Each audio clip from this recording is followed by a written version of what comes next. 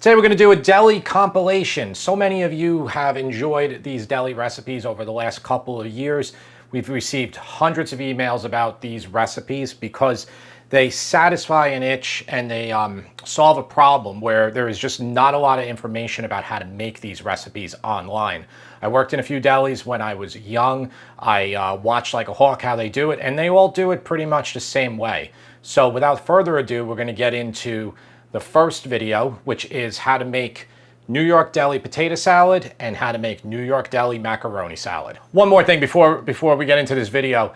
I used regular mayonnaise when I made these. You can buy heavy mayo if you want it to be exactly like a New York deli. They're all using heavy mayo. You can find it in restaurant supply stores, online restaurant supply stores, or Amazon. The smallest container I've ever seen is a gallon, okay? So you will have a lot of mayo on your hands if you want to go that route, or maybe split it with a friend. But the regular mayo is fine too. Macaroni salad and potato salad coming up right now. So the quintessential New York deli salads, I would say even more so Long Island probably than the city. They're all gonna make it almost exactly like this. The trick is in the brine. A lot of recipes you'll see online don't have it, they're missing it. As far as all the ingredients I have here, this is the one for potato salad. This is all the stuff for the mac salad. So you can actually see how almost everything is the same here. They both have the exact same amount of salt. There's a little bit more pepper in the potato salad. And basically the difference in proportions here is just because we're using 3.5 pounds of potatoes, then we have 1 pound of elbow macaroni. Pasta absorbs liquid a little bit more, so we're actually gonna use a little bit more liquid. They both have Hellmann's mayo. It's the only type of mayonnaise you're gonna find used here. As far as the potatoes go, the potatoes are actually very important. You want a waxy potato. You can use Yukon Gold, and if you look at the printed recipe, I used them. So Yukon Gold are kind of in between of a waxy and a dry potato, but these are better. If you're using a different potato that's less waxy, would you do it to less than fork tender? Yeah, it's a good question. Maybe a minute or two less. Definitely don't use Idaho or russet potatoes though. It'll be ruined. Okay. There's no way to use those. What we're gonna do here is we're gonna prepare both brines. The secret to making these salads the way delis do it, and I worked at 4 delis, guys, in a span of 20 miles. They all do it the same, all of them. The key to doing this correctly is it's the brine and letting the potatoes sit in the brine. The longer you let it sit in the brine, the sweeter it's going to get. Instead of telling you exactly how much I have in each one of these, we do have a 1/2 cup of grated onion in both, but all the other things are just a tiny bit different. I'll tell you exactly what they are when we make it. So let's make those brines right now. Again, like I said in the beginning here, I said in the monologue, you really want to let this go 24, 48 hours. For simplicity's sake, I have them going for only 24 hours or even less. I did a batch yesterday, that's in the fridge. What we want to do here is we want to boil these. Just fill it up with water and boil them until they're fork tender. So we'll make the brine for the potatoes first. Tara just asked, am I going to boil the pasta? You can boil the pasta too, guys. Both of these, the potatoes and the pasta, boil your pasta, cook it only till al dente. And these elbow macaroni, they only take like 5 minutes. You can do them in advance because you're gonna run it under cold water. You're gonna run your pasta under cold water to stop the cooking. This is the brine for the potato salad, guys. I have a 1/4 cup of sugar. I have a 1/4 cup of white vinegar. This is just regular white vinegar. This is the vinegar you're gonna see every single deli use. A 1/4 cup of vegetable oil. This is also what you're gonna see every deli use. I know it's crazy, right, guys? Vegetable oil. The oil is gonna help with the creaminess, the smoothness, the viscosity, it's gonna stay there. We have 1 1/4 teaspoons of salt I'm using, not kosher salt, just salt, fine sea salt, or any fine salt. This is a teaspoon of white pepper. You can absolutely use black pepper, but if you use white, it'll just look white the whole time. And deli salad, potato salad, coleslaw, all of them are the most boring salads you've ever seen in your life. And what did you see today when you went to go get some containers for us, Tara? Like the macaroni salad just had macaroni and the brine. The potato salad just had the potatoes and the brine. Nothing, right? It did not have the diced bell pepper, which I know a lot of delis do have that in the macaroni salad. I know sometimes for coleslaw, they'll add shredded carrot. And that's what I did on the coleslaw. Yeah, and I did the pepper on the mac. So this is a 1/4 cup of aqua, just regular water, okay, guys? And this is that onion that we grated before. Just grate exactly a 1/2 cup. It's gonna be mostly liquid. That gives it tang. It's the vinegar, the sugar, and that onion that give the tang. A lot of times you'll see recipes with like sour cream and all that. I'm not saying that some delis don't do it. All 4 of them that I worked at, none of them did it that way. So we're just gonna combine this into this really sweet liquid, and that will give it that characteristic sweet flavor. That's our potato salad brine. Let's make the macaroni salad brine. Okay, everything's the same here. Ingredients, the liquid amounts are a little different. What do we got, Tara? We have 1/3 of a cup of white vinegar, 3 tablespoons of water. There's 3 tablespoons of vegetable oil. Sometimes the delis they would hold off on the oil until the next day. It doesn't matter. That's a 1/2 cup of grated onion, 1/3 of a cup of sugar. Yeah, more sugar in this one, guys. It's just more of a sweet brine in the mac. And then what do we got? A little bit less pepper, right? There's a 1/2 teaspoon of white pepper. Yep. And 1 1/4 teaspoons of fine sea salt. Okay. So you can see how everything is very, very similar. Now you have a choice here. You can do your pasta overnight in here, and you can hold off on your vegetables, or you could just add them now. You're probably gonna have leftovers with this for a few days, and the leftovers will stay fine. They'll be great. It might clump a tiny bit, and you can mix up a little bit of brine, or you can save some of your brine, because we're gonna drain those potato brine. So you'll have it left over if you want, and then you can mix it right in again to smooth it out again. So I probably have a little too much pepper here. I'm putting a little bit of creativity into mine, though you will see some delis that do this. So I took like 1 side, 1 1/2 sides of a green bell, 1 1/2 sides of a red, and just 1 rib of celery. All right, so we'll just add that all in there too. And like I said, you don't have to put this in now. This can go in at the end when you're finishing it. All right, guys, that only took about 13 minutes for those potatoes, but depending on what size potato you buy, they're all gonna be different. I'm gonna dump them right now. They're super hot. You can cool them a little bit right now, but you don't really wanna make them super cold because we wanna be able to just pop those skins off easily. 3.5 pounds of potatoes. They're hot to the touch, but then you can just take a cloth here and just pull them off. It's not the easiest thing to do, but by doing this, you're gonna keep a lot more of your potato than if you were to peel these little tiny potatoes from the get-go. All right, so there's a peeled potato. Do all the rest, and then we're gonna slice these really thin. Everything is set. The pasta has been boiled. The potatoes have been peeled. And here is my pasta that I cooled off. Stop the cooking process. So we made a little bit more liquid here, and you can see some of it down there. The pasta, even though we've cooled it off, it's still gonna absorb it. So after 24 hours, this one is going to be pretty much dry in there, and then we can mix our mayo straight in. So what we wanna do here with this is just cover it with plastic wrap, get it in the fridge, ideally 24 hours or even 48 hours before you mix it with mayo, but we'll do this for like an hour now. All right, guys, so the potatoes, I have a mandolin here. This works great. The potatoes that are this size, like the really small ones that I have here, these can just go straight on. Even the biggest ones I have. If you did use Yukon Gold, which in the one on the site, you'll see that I cut them into chunks. So, which pretty much I brought them down to maybe this size or even smaller. But for now, I'll do a mandolin. This isn't exactly the easiest thing to do here. So you can start like with 2 or 3 and just poke, you have the holes here, this thing. So this is your protecting guard so you don't cut your fingers off, okay? And then just down. So you can see how thin the pieces are, okay? And because we use the waxy potatoes, they still hold their shape.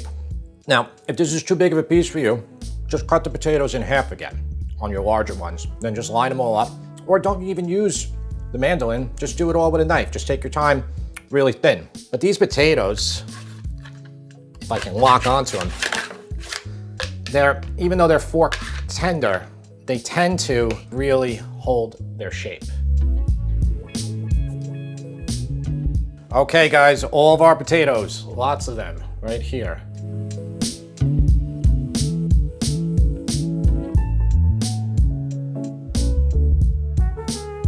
The potatoes are gonna release more liquid as they sit in the fridge. About the halfway point, I just come in and I'll just mix everything up again like this, just so the potatoes are all getting evenly touched with the brine. Okay, guys, it hasn't been long enough, but it's enough for you. You'll have to just take my word for it that it is better if you go 24 or 48 hours before you mix it with mayonnaise. That means you put it in the fridge for 24, 48 hours. The potatoes give off liquid versus the macaroni absorbs liquid. So if you were to do that 24, 48 hours, your pasta would be extremely dry. There'd be nothing in there. versus this would have a ton of liquid in there. So I just have a bowl for my liquid and a strainer. If you have a bigger strainer, it would be better. If you don't do this, what'll happen is it'll just be too liquidy, and you don't want it to be that way. You want it to be more mayo-y. This is gonna be the final bowl that we use because this bowl's not big enough. So just keep putting your potatoes in here as you do this. If you do 24, 48 hours, you're gonna be left with a lot of liquid, and you must remove it. Okay, and yeah, so that's the liquid there. We'll just put it off to the side. You can save it because if the next day you have it and it's a little dry, you just add a little bit of that sweet brine in there. I have 3/4 cup of mayonnaise, regular mayonnaise. It's gonna go in there. This is a good amount to start with because if you put too much in, you can't take it out. All right, but I think that 3/4 cup is a pretty good amount there. That is spot on New York deli potato salad. It does not need any more salt. It does not need any more pepper. It is perfect. 3/4 cup of mayo again. This is very creative, right? So this is a good consistency here, guys.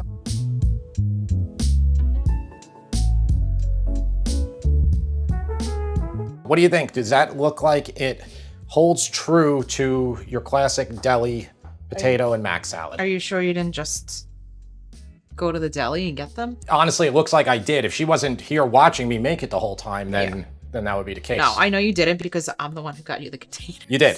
I needed some containers so we can, for the thumbnail, so the photo looks good. That's right. Okay, but should I try one first? Whatever you like. Okay. That's good. And that's only with an hour brine. If it went overnight, it would have been better. Because it absorbs it completely. This didn't really get full absorption here. But overnight, there'll be no liquid left in it. It's really good. It tastes like a New York deli macaroni salad. Yeah. Identical. Thank you. Yeah. All right. It's really good. Onto the potato. Okay. This has more pepper because it's more weight. This is 3.5 pounds of potatoes. See, I think it's better with the mandolin, right? Yeah. So the first time I made it, I did it with a knife. This is how you'll see it when you go to a deli. It will always be thin like this. In fact, sometimes it'll be even thinner than that, the pieces. So we're not judging it against other potato salads, some fancy potato salads with gherkins or buttermilk or pickle juice. We're just judging it against regular deli potato and potato mac and mac. I really like other potato salad too, like with the buttermilk and the pickles and stuff, but most of my life I think I was just eating like a regular backyard barbecue potato salad that didn't have a brine. So to me, I always knew that to be potato salad. See, backyard is what? What's the distinction? It's mayonnaise. It's kind of clumpy. It's like with your aunt or uncle or it's usually got like egg in it. Over. I would say it's got hard-boiled egg. It was good when they made it, and then they get it to your house, and it's this clumpy mess. Well, it still tastes good, but these are spot on. I think they're so good. If you're looking, thank you. And I know you're not going to give me a score rating, or are you going to give me a score? If I'm ranking it against other deli potato salads, I would give them both higher than a 10 because it's better. Our next video is New York deli tuna. So in this one, I made a tuna melt, but that is not normally how people will order tuna sandwich. They'll just get a tuna sandwich on rye, on white. And the real trick to this one, and how most delis do it, they will dry out the tuna a lot, not just by squeezing out the liquid, but they'll also add a bread component or a panade, which is obviously no longer a gluten-free salad. I used crackers at the end to dry it out, which works perfectly. You can also use heavy mayo in this, and that is what all delis will be using, but regular mayo is also fine. All right, New York deli tuna salad. I worked in a few delis. You guys know this. If you've been watching this channel, you know we've done a bunch of the deli potato salad, mac salad, coleslaw, chicken salad. And I will say that some recipes like coleslaw, mac are like the same everywhere. They just don't change.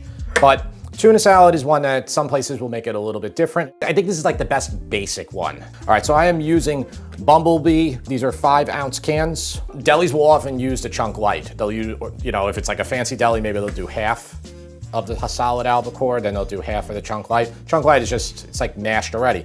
We're gonna mash this anyway, so it's not a big deal if you use all chunk light. I have albacore here, they were on sale. We're gonna do 4 cans here, which is gonna be enough for about 4 people for this recipe. I have 1 tablespoon of soy sauce, okay? That is something that I really like to put in there. It's not gonna be overly soy saucy, you're not even gonna notice it. It will add an oomph to it, that's good. I have 2 tablespoons of sweet relish. That's kind of another one of those secrets. I have 1 teaspoon of celery salt. I'm not saying use a stick of celery or a rib of celery or a medium onion.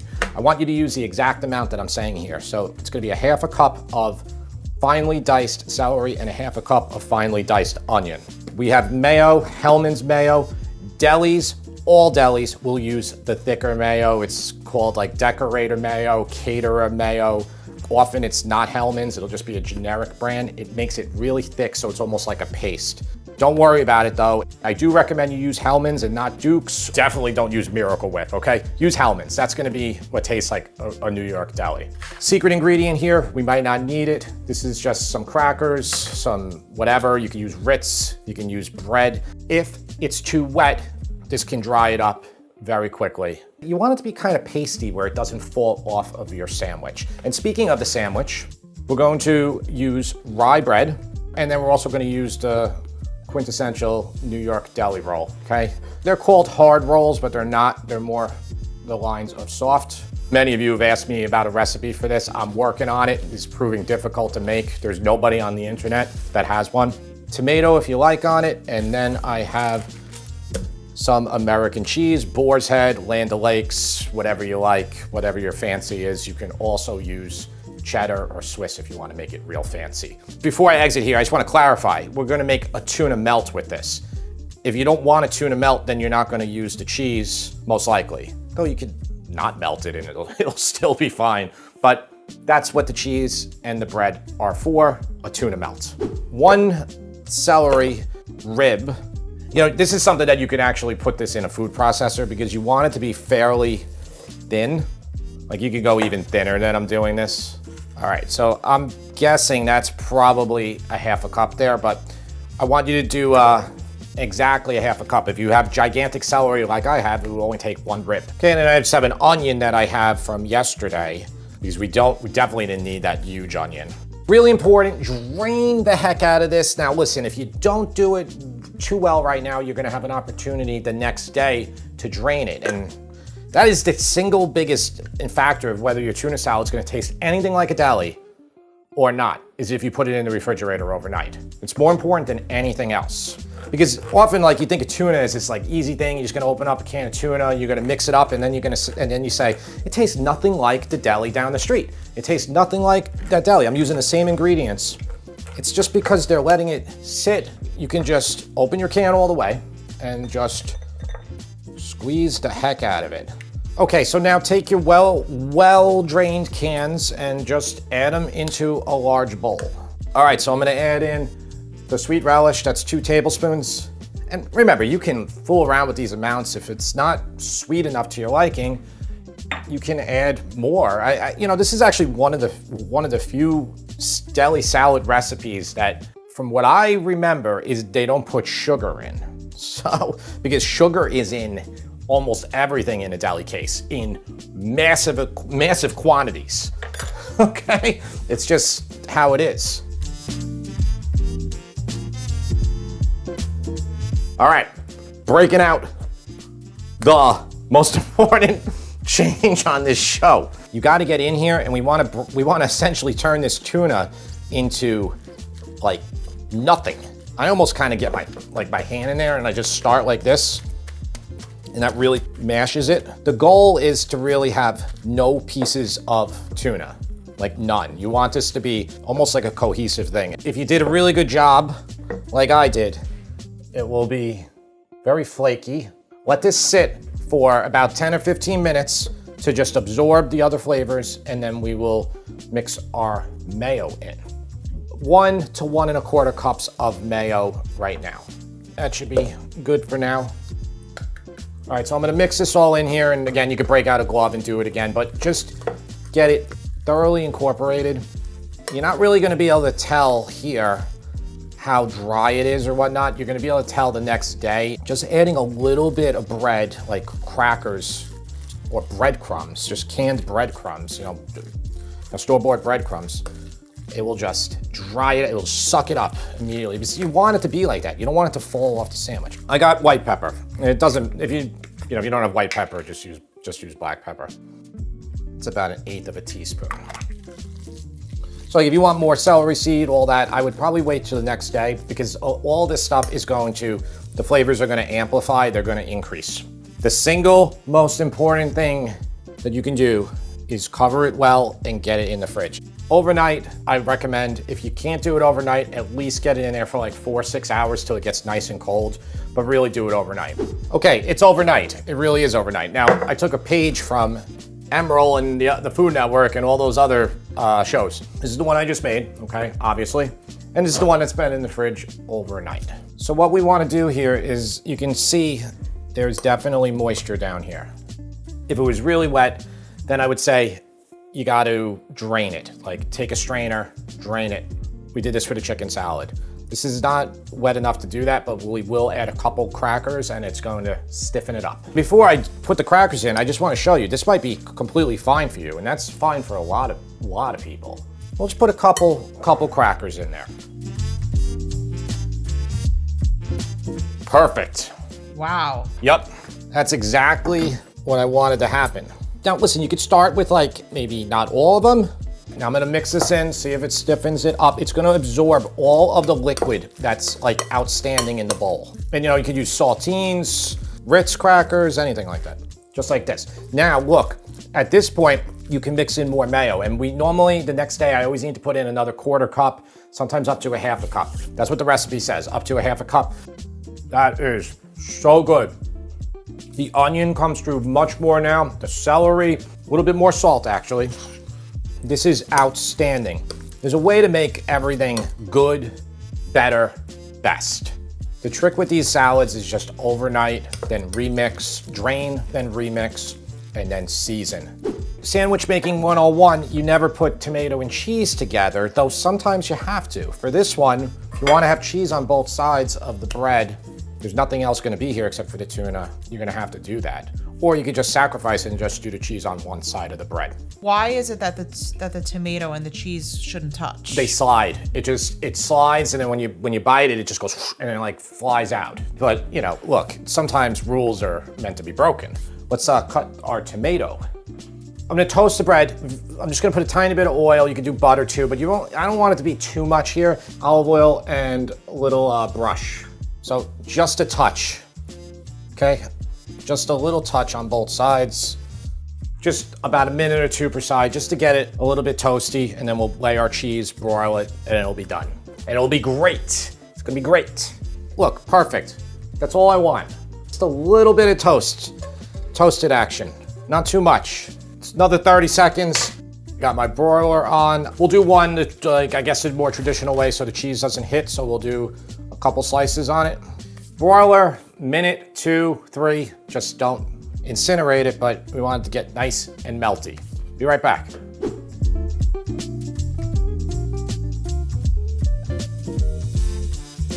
So let's do a little deli wrap for James, because James isn't gonna be back for a long time. I'll show you how to do a deli wrap. So look, take these two pieces together, like this.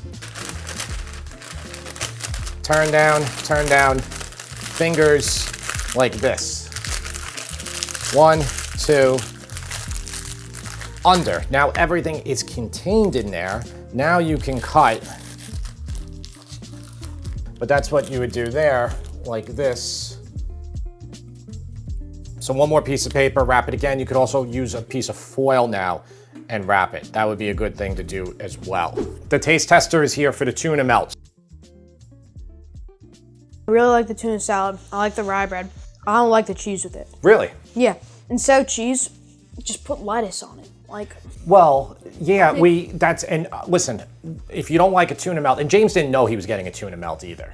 So this isn't like a regular tuna sandwich. This is a tuna melt. Tuna melts are popular in the deli. Not so popular. I would probably, when I worked in the deli, I would probably make 1 tuna melt for every 20 regular tuna sandwiches. So yeah, They weren't too popular, but I think when they're done right, and I thought this was done right, I think it's really good. It's good. It's good. Don't get me wrong, but I think a regular tuna sandwich is better. The tuna itself is delicious. Okay. I really like it. I'm just not a big fan of the whole tuna melt thing.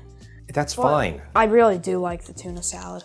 All right, well, why don't you do 2 grades then? Grade the tuna melt and grade the tuna salad. For the tuna melt, because it's not bad. It's not bad. I'm going to give it an 8. What about if it was 3 hours ago, right? When it was hot, like the cheese was like just melted. Oh yeah, then I'll probably give it higher. It tastes like right now, since it's not like melted and it's not hot, it tastes like you just like put tuna salad on some like toasted rye bread and like slapped a piece of American cheese on it. I hate defending myself on camera here, but in my defense, this bread isn't toasted anymore, really, because it's 3 hours later. I'm actually gonna give the tuna salad a 9.5. Thank you. If the tuna salad wasn't good, I would probably give it like a 5. You know what I think? And I think you can tell what he thinks too when he's eating that whole entire sandwich. All right, we'll take it. Thank you, James. Thank you for watching. If you haven't subscribed to this channel, can you subscribe? If you haven't followed us on Instagram, please do. That is the thing that is a goal of ours, to raise that Instagram numbers. On Instagram, I put stories up all the time, and I put little short videos of these longer videos, if you're into that sort of thing. James, can you please get off the granite counter before you break it? Thank you. I thought he was gonna fall in the sink. New York Deli egg salad. Okay, so white vinegar, that's every place I've worked at, that's what they use. Can you use lemon juice? Because there's recipes online that say purport to be a New York Deli egg salad with lemon juice. I've never seen that in my life. I've never tasted it, but it will be totally fine. It'll be negligible, the difference. You'll taste the lemon a little bit, but they're both acids and they're both fine. New York Deli style egg salad. I love this one. Here are all the ingredients. Let's get into it right now.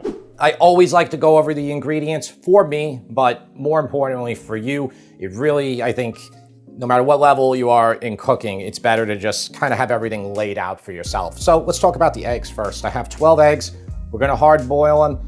I'm gonna do it the kind of the traditional way, and I will show you a little trick on how to peel them. So here are the remaining ingredients. I have 3 tablespoons of green onion. I finely diced it. And then I have a 1/4 cup of celery that I finely diced. This is very small pieces. I have 1 tablespoon of Dijon mustard. I have a 1/2 cup of mayonnaise. I'm using Hellmann's mayonnaise because that's what delis here in New York will use. None of them will use Jukes at all, okay? And I said this in the tuna salad too. A certain contingent of people went crazy when I said it, but it's the truth. I mean, it's just not sold here. It's like, it's hard to even find in the supermarket and stuff like that. You know, if you want it to taste like how a deli is gonna be preparing it, you probably want to use this. 1/4 teaspoon of white pepper, maybe even go a little lower than that. White pepper is a little stronger than black pepper, so you don't have to use much. That's for the looks, so you don't have like a bunch of black specks through your egg salad.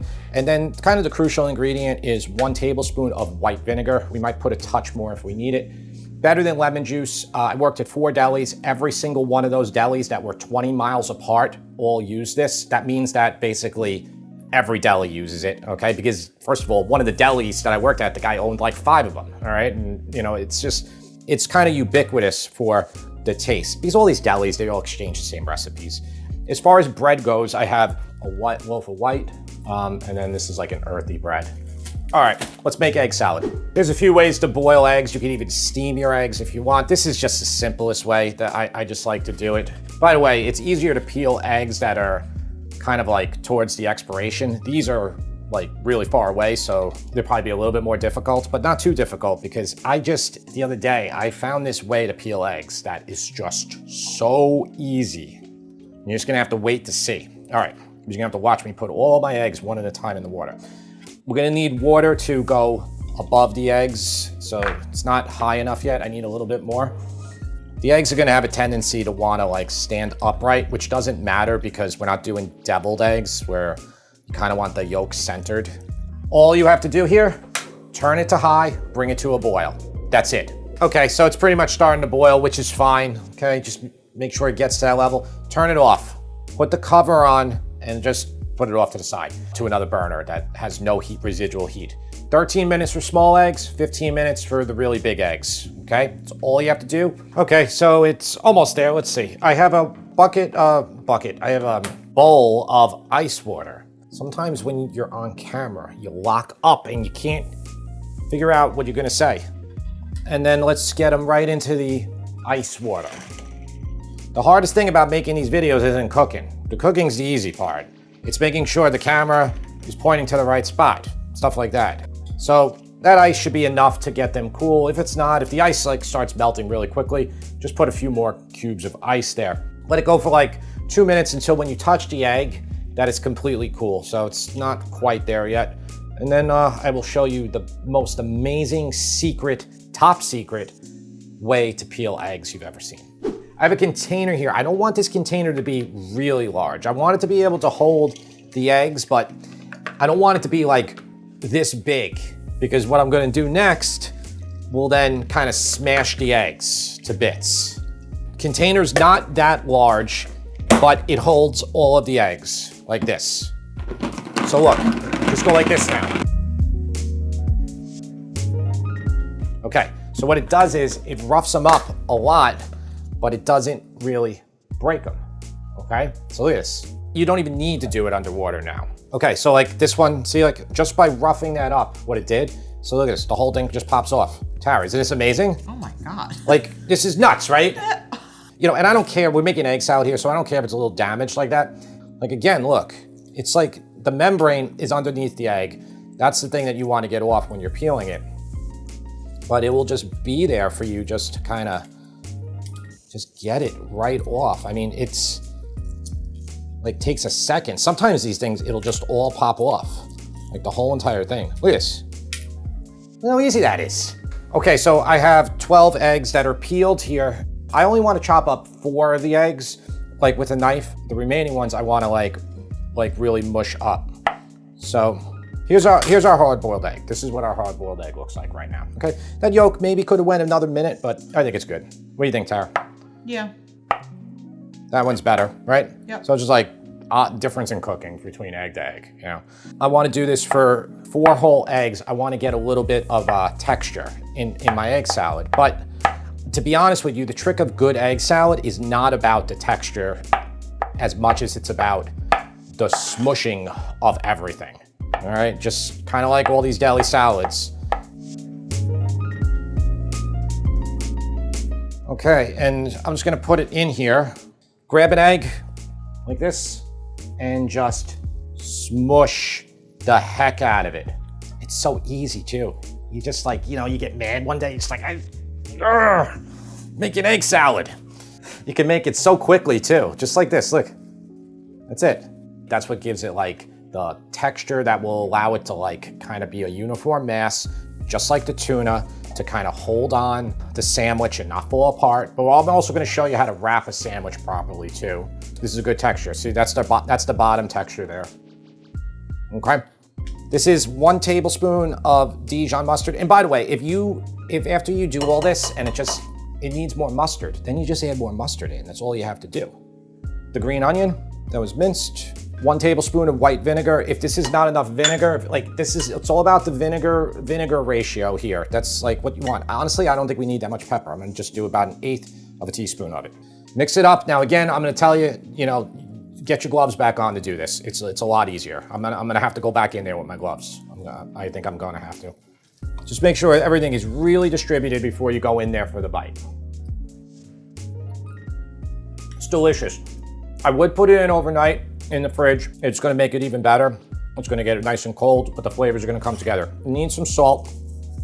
Mix that salt in, taste it one more time. Make sure you get that right. Salt is very important on eggs. Good, really good. Okay, so egg salad has been in the fridge for about 3 hours. The taste tester is ready to go. He already tasted shrimp salad. And by the way, he gave it a 10 out of 10, so this has a lot to live up to now. James, you said you want bacon on it, right? Yeah. I had to ask him. Some people aren't a fan, so we're gonna put some bacon on this, and I think it's gonna be fantastic.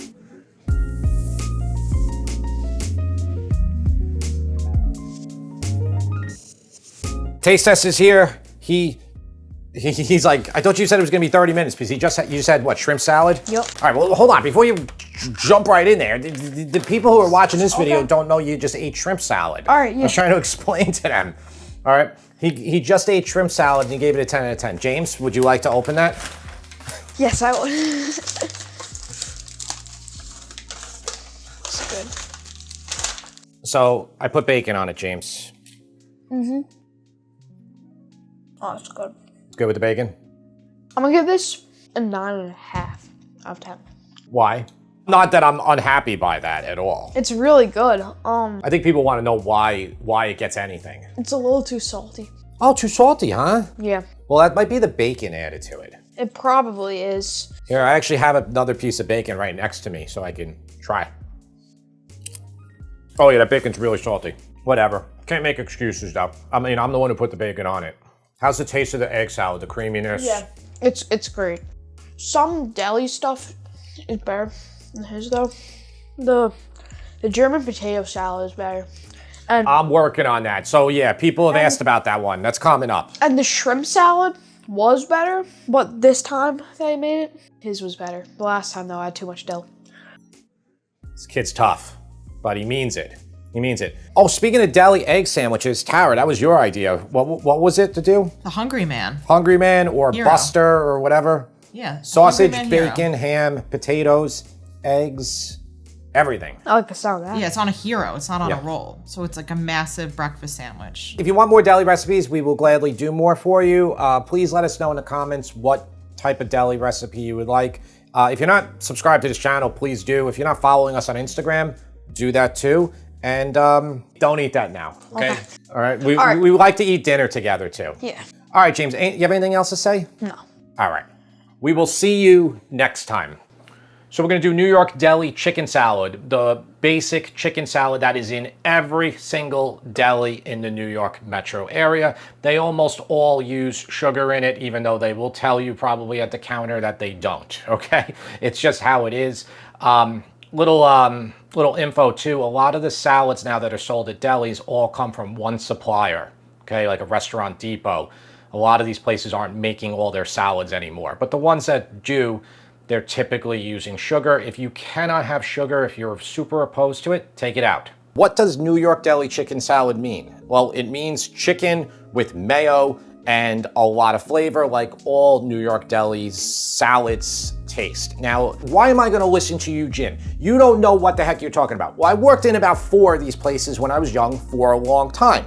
I don't think much has changed in the New York deli scene since I last worked there. Now, I will tell you simply that unlike the potato and the macaroni that we did and the coleslaw, this recipe varies from deli to deli. They all do it a little bit differently. A lot of them use canned chicken. We're not going to use canned chicken today. We're going to use real chicken, chicken breast. And it's not that canned chicken's not real chicken. It's just that we're gonna poach this, make it very flavorful, so it's nice and tender too for our chicken salad, so it's not dry. All right, I have 4 chicken breasts here, but the recipe just says 2 pounds. So sometimes you'll get a bigger breast and you only need 3.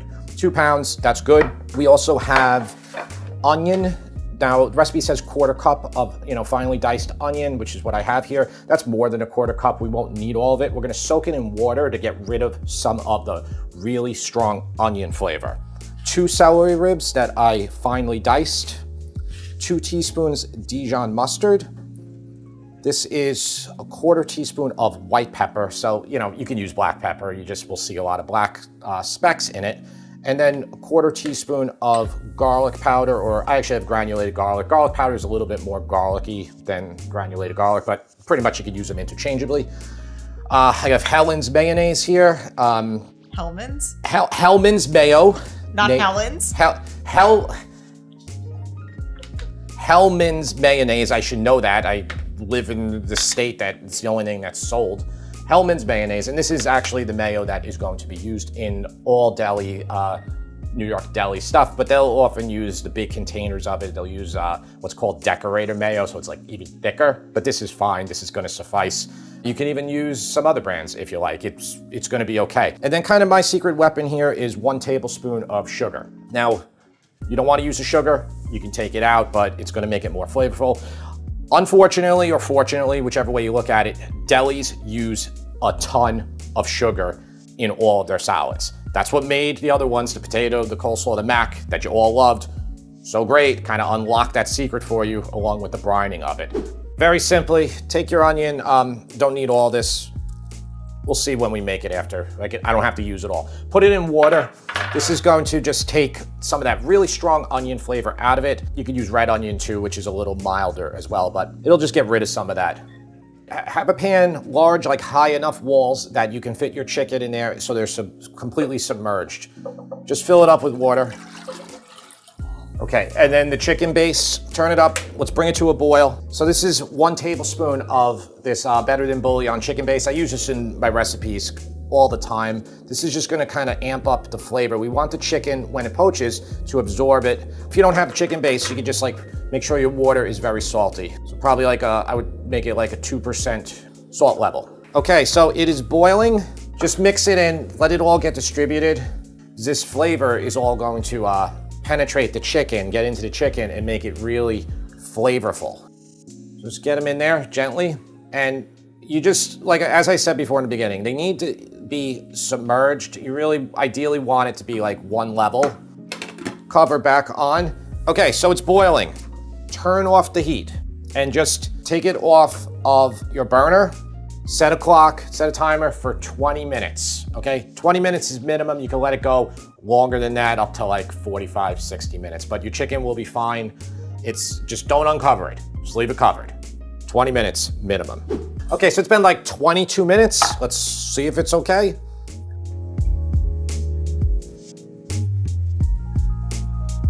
I should have a cutting board that has the grooves, the juice grooves, but I don't. I didn't come prepared today. So our poached chicken is very flavorful, and we'll just check one right away. So listen, it's really hot right now, and you could just, you could get in there, or you can let five minutes elapse. But what we want to do is we want to just break this chicken down into bite-sized pieces for our chicken salad. Kind of like that size. But if you want, you can go finer.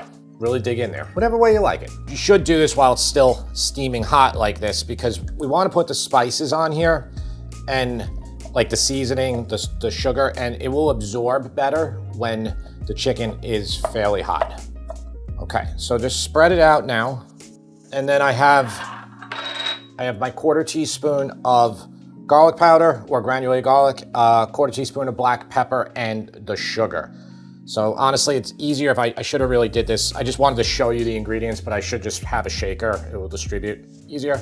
And to be honest with you, even after this, you might need even a little bit more sugar, but you want to make those adjustments really kind of the next day or after a couple hours of it melding together. So what I like to do now, this is all on here. You can put on bro gloves if you want, just kind of move it around. We just want all of that sugar and the pepper and the granulated garlic to absorb into the chicken here. So let this sit for about 10 minutes till it cools down. You can take like a mesh strainer. It will essentially soften the bite of the onion. So recipe calls for just a 1/4 cup of it, which is less than that. So we got our chicken in here. Here's our mayo, which, what was it, a cup of mayo, I think? Yeah. So these amounts are correct, but why was I even telling you that? It means that you might have to put a little bit more in, especially the next day. That is kind of the secret of this. It's not even that good right now. It has to be eaten at least a couple hours. It needs to go in the fridge, but ideally a day. Okay, that's our celery. So the onion, I'm only gonna put in about that much, maybe that, that's it. And I really ate my words on this channel. I used to make fun of the bro gloves. So listen, if it's a little, how that extra water was in there, the next day, because you want to have this the next day, all you got to do is you can just drain it a little bit, mix a tiny bit more mayo in there, and it'll thicken right up. If you're dead set and you want to have the mayo that the delis use, just go to a restaurant supply store and you can buy it. Now listen, I like the texture like that. I like it to have a good amount of texture. If you like it to be much more mushy, you can just get in here and you can just start breaking some of these pieces apart, just with your hands like this, okay? I actually do like a little bit of a little bit more mash, shredded, but you do what you want. I'm gonna just go like this. I'm saying when I get it from the deli, I like it when it's a little shredded. You know, one place I worked at, they did it how I'm doing it here. Another place, they used canned chicken. I think a lot of places use canned. So listen, you don't want to eat it right now like this. You don't want to eat it when it's warm or even like not cold. You want this overnight. But minimum, get it in the fridge until it's cold. So a couple hours. I am gonna just taste it now, and we can make a couple adjustments to seasoning if we want. Now that's delicious already. So it's gonna be way better, but it doesn't need anything else. Cover it tightly with plastic wrap, and we'll put it in the fridge. So it's been about 2 hours.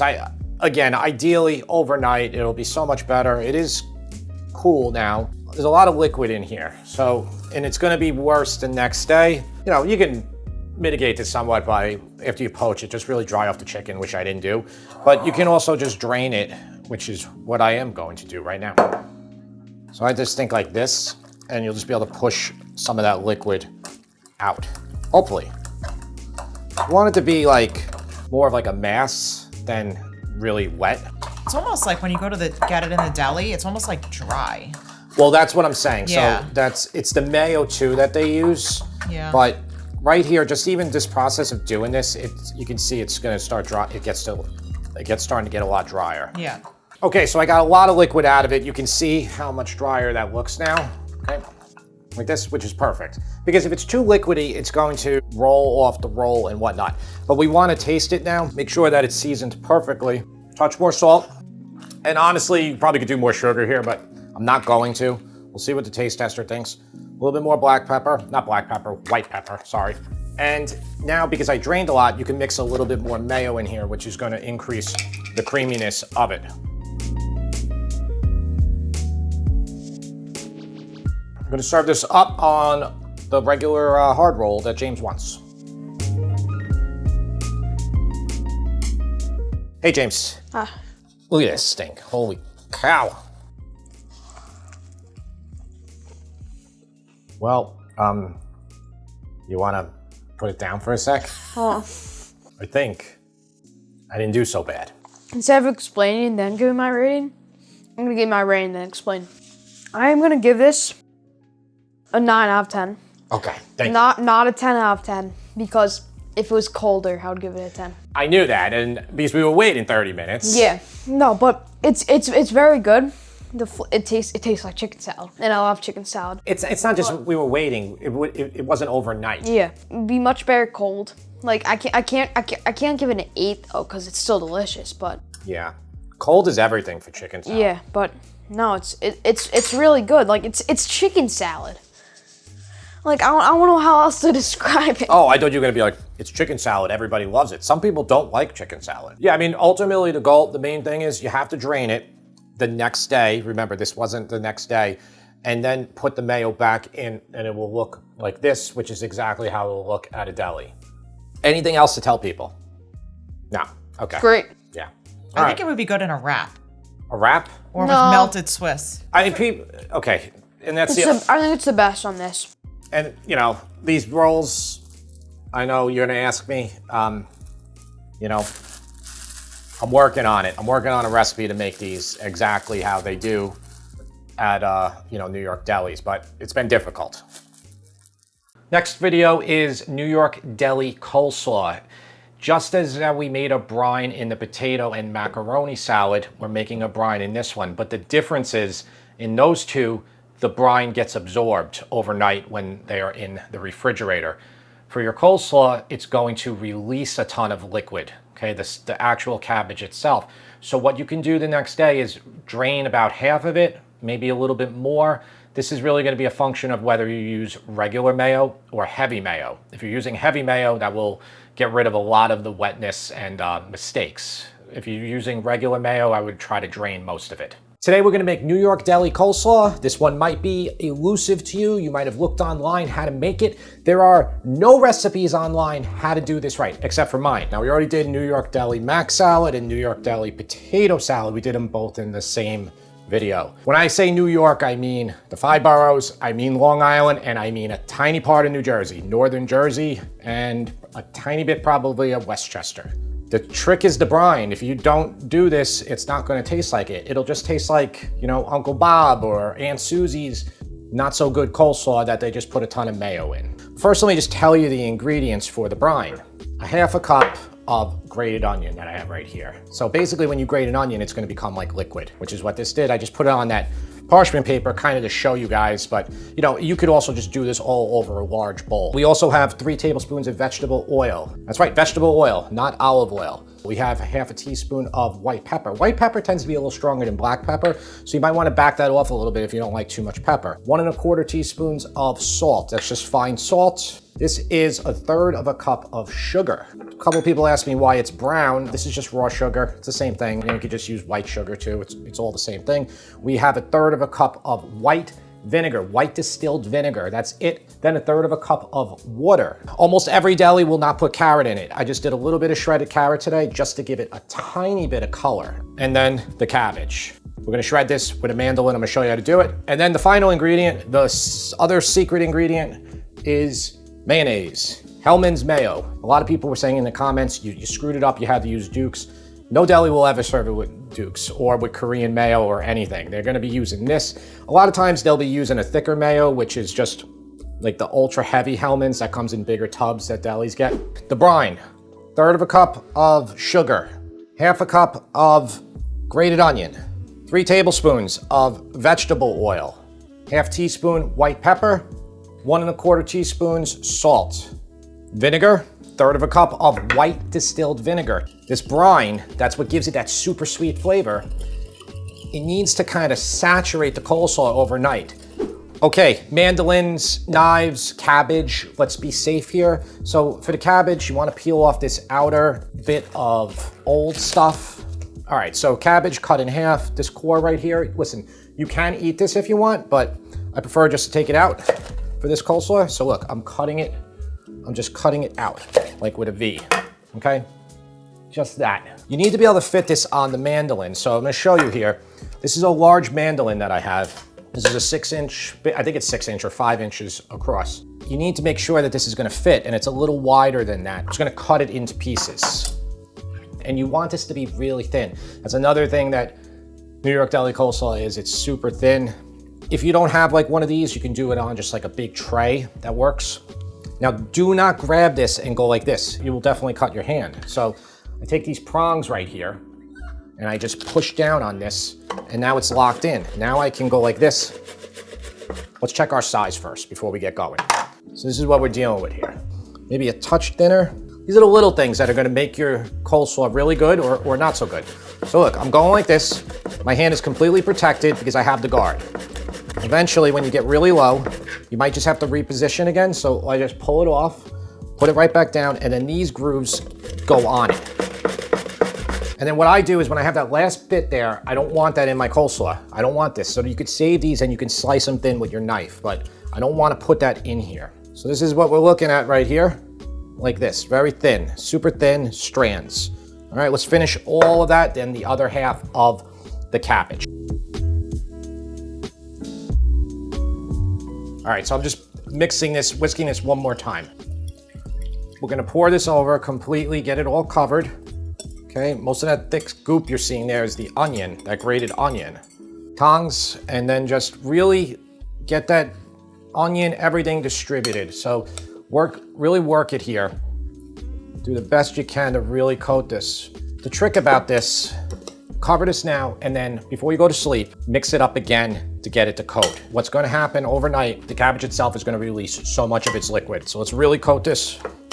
Forgot the carrot. Now, this is if you want the carrot. If you don't want the carrot, don't use it. So you can see I just use a very tiny bit, probably about a half a cup of shredded carrot. I just wanna show you, this is the 24-hour one. So I did this one, actually not even 24 hours. I did this one probably last night. There is a ton of liquid in here, just a ton of liquid. We got to get that liquid out. Now it's sweet, it's marinated, the brine did its job, but if we were to mix mayo straight in here right now, it would be way too liquidy. So what I suggest you do here, and this is what I do, drain this, but save the liquid, okay? Since I just opened the fridge, I wanted to show you. This is New York Deli cucumber salad. This is gonna be on the site. I mean, if you guys want me to do a video, I'll do it for that. Wow, amazing. I'm gonna just put this over here and just drain it all. See how much? So you're getting the brine, all the brine pretty much, and you're getting a lot of the liquid from the cabbage itself. You just kind of press it through, or you could just give it some gravity for about 10 minutes. The mac, the potato, and the coleslaw all utilize essentially the same brine. Proportions are a tiny bit different. The mac, because it's pasta, it absorbs all the liquid. So you don't have any liquid to drain. Potato, you have to drain some of it, but the cabbage, you have the most to drain. Okay, we're using Hellmann's. Hellmann's, not Duke's. All right, no disrespect to Duke's. So we're starting with 3/4 of mayo, and we're gonna just mix this in. If you don't have enough, you just add a little bit at a time. I would say maybe a couple tablespoons at a time. Can you overdo the mayo? Yeah, you can. You really can. All right, and I will actually put a little bit more in here. That's a really good consistency. That is the type of grind that you're normally going to get on it. And ultimately, the test is if it has the taste. So we will have the taste tester, my wife, who fancies herself an expert on New York deli food. And to make it a little bit more interesting, let's use a regular deli container, okay? 90% of delis will not have any carrot. It will just be completely white. But I had to make it a tiny bit different. Let me try it actually before she gets here, because it might need a little bit more salt. I don't think it's gonna need pepper. Like I said before, if it's a little too much pepper for you with that white pepper, which tends to be stronger, just back off a little bit.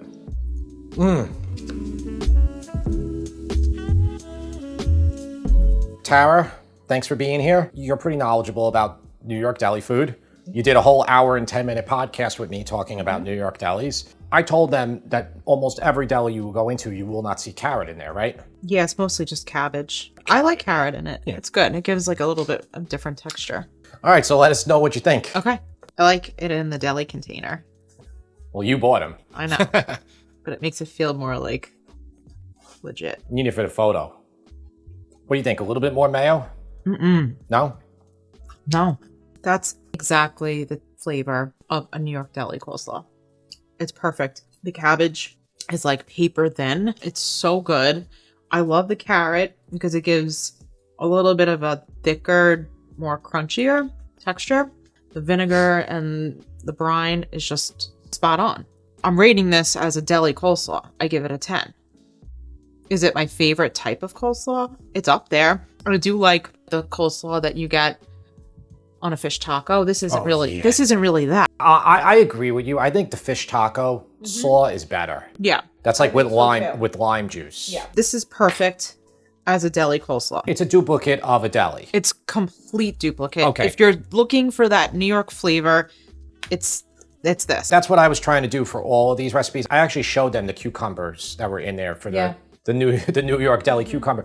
So that's the thing, guys. Again, this is we're trying to duplicate it. I know it can probably in your mind be improved if you use Duke's or Koopy, maybe. But you know, again, this is to appeal to everybody who's moved out of New York and desires these things. And for maybe people who've never been to New York and want to actually try one of the most ubiquitous institutions in all of New York is a deli. You know, that's like honestly just as much as a pizzeria or a bagel shop. Okay, so bonus, this isn't a salad, this is a dessert, rice pudding. You probably have been to a deli or two and you've always seen it behind the deli counter. It'll often be done with a crisscross of cinnamon, like diamond shape, and it'll have cherries on top.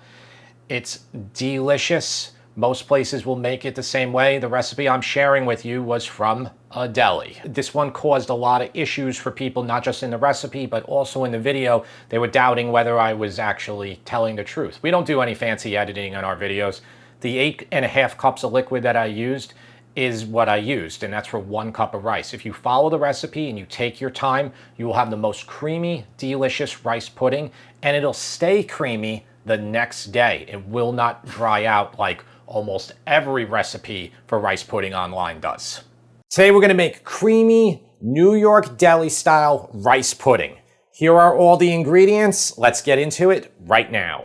So I always like to go over the ingredients. It helps me, but more importantly, it's about helping you. This is the best, creamiest, most delicious rice pudding in the world.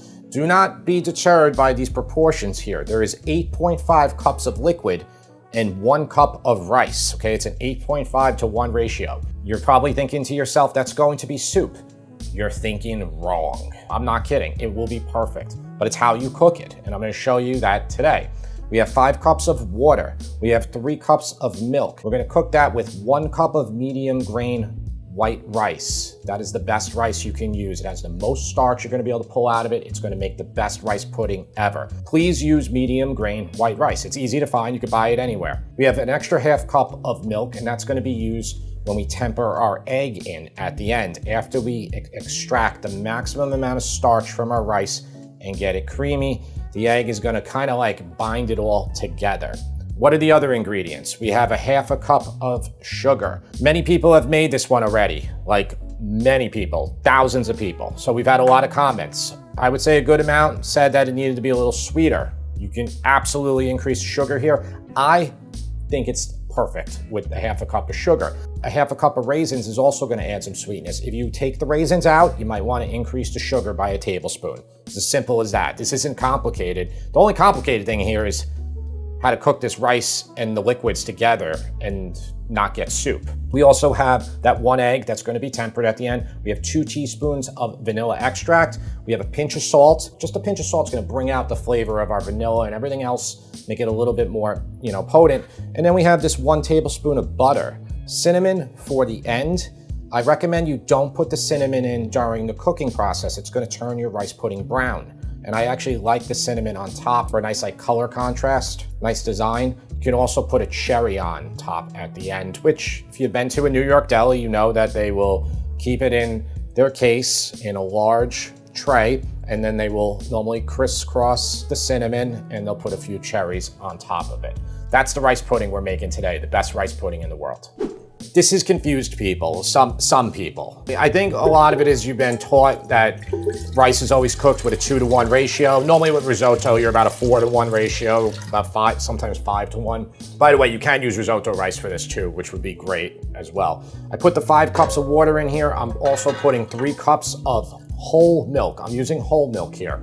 ½ cup of sugar, pinch of salt. Okay, that's fine sea salt, just a pinch, doesn't matter what type of salt. And then here's 1 cup of medium grain white rice. Do not rinse this rice. Please do not rinse this rice, okay? We want the starch from it, all right?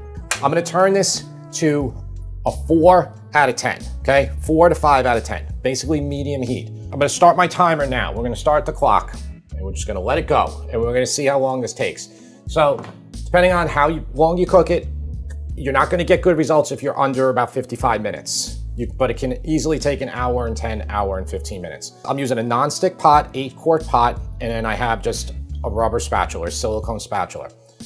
The reason I'm using 5 cups water and 3 cups milk, though you could use all 8 cups milk, is I don't want to scorch this, and we're cooking it at low heat to further prevent it not scorching. If you scorch your milk, you start burning your milk, you're gonna get brown spots in this pot. It's not the worst thing in the world, but as long as you do it this way and cook it low and slow, it's fine. We want to bring this to a simmer, okay? Once it starts bubbling, it's going to take about 20 to 25 minutes. I want you to stir fairly often, all right? There is a little bit of labor here for this, but you will be well rewarded with the best rice pudding. I made this the other day because I wanted to test the recipe, and it took me 1 hour and 7 minutes. Can you tell people why you tested the recipe? We put this on our site. We had a lot of comments, even before even an hour has elapsed, so it was impossible for people to make the recipe, and we had a lot of comments push back immediately about the proportions, right, Tara? Yeah, I think a lot of people were just questioning the ratio of liquid to rice, and we knew that we had tested it multiple times, but I just wanted to do it one more following everything that you had step by step, and I wanted to time how long it took. Yeah, and you got 1 hour and 7 minutes. Yeah, and it was perfect. We will come back here once it starts bubbling. Okay, so look at it. It's bubbling a little bit right now. It's 18 minutes. Everything's working right according to schedule. So now all you have to do, remember, I've just been stirring this pretty consistently. I know you might be saying like, oh, okay, well, this is, too much. But, you get a lot of rice pudding out of this, and it's not that much work. I'm gonna turn the heat now to low. So that's about a 2, 3 out of 10 on your burner. Depending on how low you get it, it's going to take about another 25 to 45 minutes here. What you can do now when it's on very low heat, you're not gonna have to stir it as much, but every couple minutes just come over and do it. What this is gonna do is this very slow cooking is gonna pull out all the starch. It's gonna make the most creamy rice pudding you've ever had. And because we're using medium grain rice, even after this cooking, the rice kernels are still gonna maintain texture and their consistency. Can you make it with other rice? You can. Okay, I mean, honestly, if I was to pick another rice, it would be risotto rice, you know, arborio rice. Okay, 35 minutes has elapsed. This is what it looks like. We've had some evaporation. We're cooking very slow. You can start to see some of the rice here, like this. Jim, it's soup. It's because it's not done yet, all right? Just continue to cook it. And you don't have to stir as much now because now you're on lower heat. Your risk of burning now is minimal. You're just gonna stir probably every couple minutes. Okay, so here's 50 minutes. You can see right now how it's starting to thicken up a little bit, but there's still plenty of liquid in here. Do not worry, do not be deterred. I guarantee you it's going to work. Maybe it'll be 109 instead of 108, but we'll be all right. That's continuing to cook. It's at the 58-minute mark. I'm just gonna add 1 egg here into this milk. And just break it up and beat it completely. Okay, just make sure it's combined, and I'll just let this sit until we need it. 105.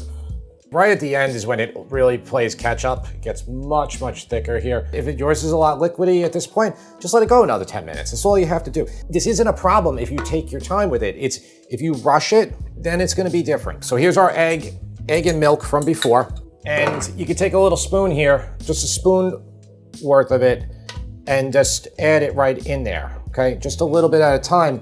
Now what that's gonna do is you're tempering this. So tempering means you're gonna just raise the temperature here on this slowly without beating the egg, you know, like basically getting scrambled eggs. Okay, we just wanna get this temperature here close to this temperature here. So just a little bit at a time. Use a bigger spoon than this if you want, and so you don't make a mess. And when it gets a little bit more, then you can take a little bit more and then just add that in. So now if I was to touch this, stick my hand in there, this is warm, okay? That's what we want to do. Then we're gonna add that tempered liquid right back in here and then stir it right away so we don't get scrambled eggs, and then the temperature and everything will be fine. Now the egg is gonna help thicken it a little bit. It's gonna bring everything together. It's gonna make it creamier. And then we can also add our raisins in. Now look, if you don't like the raisins, you don't have to do it. I love them in this, but there are a good contingent of people that don't like them in rice pudding. So, you know, I want you to do what you like. That was a ½ cup, and then this is 2 teaspoons of vanilla. But you can see right now, after that tempering, getting a lot thicker. It's gonna keep thickening now as we cook it for a few more minutes. What I like to do is, and I'm gonna do this to show you, I'm gonna keep one warm, okay, out, and then I'll put one in the refrigerator and we'll eat it probably in an hour with the taste tester. He likes it cold, I prefer it cold, but I'll keep one out so you can see how it is warm. Okay, I'm gonna let this cook for a few more minutes like this. 1 hour and 12 minutes, I'm gonna turn it off. I hope I didn't thicken it up too much. Let's get this off the heat, and then I have 1 tablespoon of butter. So I already tasted it a few times. It's absolutely delicious. Now, again, if you like it a little bit sweeter, fool around with this. After you make 1 batch of this, you can just next time do maybe like a ½ cup plus 1 tablespoon. Maybe you could do a ½ cup plus 2 tablespoons. There's 8 tablespoons in a ½ cup. So if you add 1 more tablespoon to it, you're gonna be increasing it by about 12%, you know, the sugariness of it. This is steaming hot right now. Even like this, you'll see it's very much stuck to the spoon. When you let this sit, we'll let this sit for even 10 minutes and it'll still be very warm. It's gonna thicken up tremendously. But I like to put this into a dish, how they do it in delis, a little cinnamon on top in the refrigerator, and then we'll have the taste tester try that. James, you were just saying what, the pattern you like? Yeah, it's cool. This is warm. This one has been about in the fridge for about an hour. I always like colder than warm. I like room temperature rice pudding. You do? Really? Yeah. I like really cold, like Cozy Shack. You can't do a rice pudding video without mentioning Cozy Shack. It's so good. That's the warm one. I'll try it first. All right, now the cold one. It's not going to be really cold. It's been about an hour. It needs about 3 hours. It's actually not cold, really. I recommend to everybody you have it cold. I'm not the biggest fan of it like this. It's still really good, but when it's cold, I love it. It's 10 out of 10. The main goal of this video was just to show you like the milk, all that ratio. It's there, the milk and the water, the 8.5 cups. You're gonna get something really creamy, and it'll be creamy overnight. Say you're worried and you cook it a little too long, like which this one might have been a few minutes too long. You can just loosen it up again with a little bit of milk. You know, quarter cup of milk. Some people will do different versions where they'll do far less and then they'll mix in evaporated milk or condensed milk at the end. But this one, as long as you cook it enough, you're good. I mean, I wouldn't put in like a thing of soup in the fridge. Originally, when I did this recipe, I did 6 cups, and it just came out like a brick the next day. I remember that. We had to pour a ton of milk on it. Yeah, and that was 6. And it almost like got to the point where it was so hard that even the milk wouldn't even loosen it up. Super simple video. Hope you make it. Hope you enjoy it. Give it that hour to an hour and 20 minutes, and you'll be set. Wow, James. I don't know if you're going to be able to eat dinner now. I'll be good. Okay. We'll see you next time. All right, I hope you enjoyed all those deli recipes. I have even more deli recipe videos. Okay, playlist is right here or right here. I don't know forget which side it pops up on. Watch those too.